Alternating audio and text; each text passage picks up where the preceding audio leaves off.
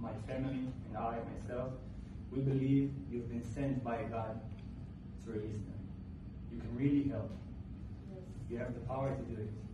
We heard that you want to do everything to make a deal as soon as possible. Yeah. And We were so happy.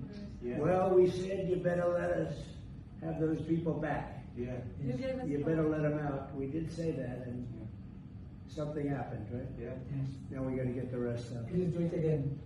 Thank you.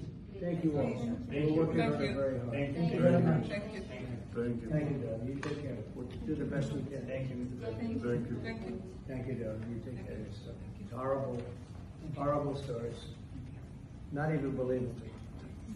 Thank you. We'll get them out. We'll get them out. Thank you so Thank much. you, Doug. Thank you, Doug. You take care of yourself. Okay? Thank you. Thanks. Take care. You got a good future. Telling you.